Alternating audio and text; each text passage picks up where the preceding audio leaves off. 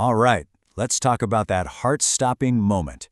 You've just signed a contract. The ink is barely dry, and then it hits you. Wait a second. Was there a typo in there? We've all felt that little pang of panic, right? Well, in this explainer, we're going to dig into exactly what happens next, from a legal point of view. Okay, let's paint a picture. Imagine you're signing a lease for a new apartment. You've agreed to $1,000 a month. Totally reasonable. But, whoops, someone's fingers slipped and an extra zero got added. Now the contract you just signed says you owe $10,000 a month. So, does that little typo actually matter? Well, the answer isn't a simple yes or no. It's actually a huge clash, like a legal cage match, between two massive ideas that form the bedrock of our entire legal system. So, in one corner of the ring, let's introduce our first contender. This is the old-school champion, the strict, no-nonsense rulebook known as common law. Yeah, you heard that right. From a pure common law perspective, that extra zero is on you. Its view is just brutally straightforward. A mistake is a mistake, and it generally gives you no way out. The contract stands as written. In this quote right here, it perfectly sums up the whole attitude. The philosophy of common law is all about personal responsibility.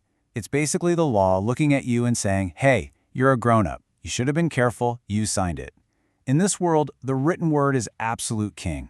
A court's job isn't to guess what you meant to agree to. It's to enforce what's physically on the page.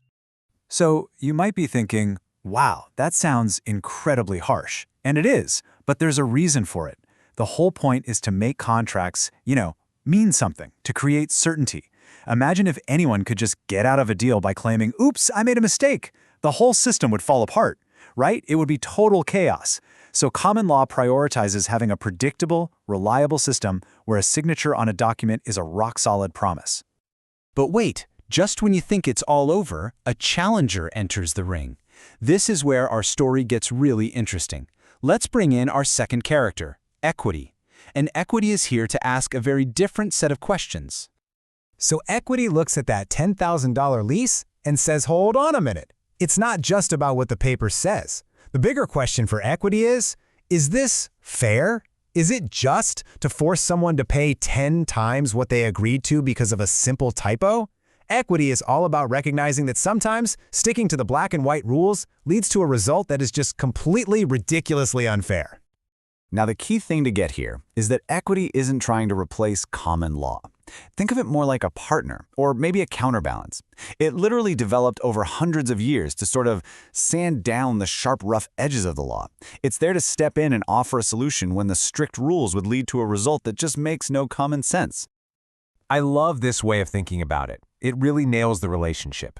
If common law is the brain, all logic, all rules, all procedure, then equity is the heart. It's the conscience. It's that little voice that pipes up and says, hang on, this just doesn't feel right. It's the part of the system that has the flexibility to bend the rules when it's necessary to stop a massive, obvious injustice from happening. All right, so we've got our two heavyweights, the rigid, predictable world of common law versus the flexible, fairness-driven world of equity. Now for the main event. How do these two forces actually work together to decide the fate of our typo-written contract? So what do you think? When they go head-to-head over something as simple as one extra zero, who gets the final say? Does the tough, unbending rule win, or does the call for what's fair and just carry the day? And this really lays out the core tension perfectly. On one hand, common law is shouting, the contract is valid as written. But on the other, equity is saying, well, maybe we can provide some relief. And here's the thing. In most modern legal systems, these two have kind of merged. And 9 times out of 10, it's the principles of equity that tip the scales. So the contract isn't just automatically thrown out, but equity opens a door to actually fix this glaring, unfair mistake.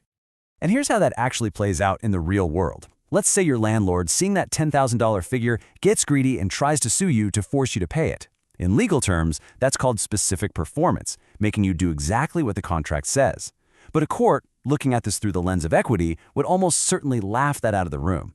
They'd see the obvious mistake and refuse to enforce such a ridiculous outcome. So you see, even if the mistake doesn't technically kill the contract, equity acts like a shield, preventing it from being used as a weapon against you.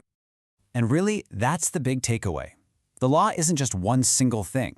It's this constant, fascinating balancing act between two huge ideas, our need for solid, predictable rules on one side, and our deep-seated human need for fairness and justice on the other. So the next time you're about to sign something, just remember those two forces are always there, always in conversation with each other, the strict rulebook and the conscience that keeps it from becoming completely heartless. Which brings us to the big question. When it really comes down to it, what do you think we should value more? The certainty of the rules or the possibility of fairness?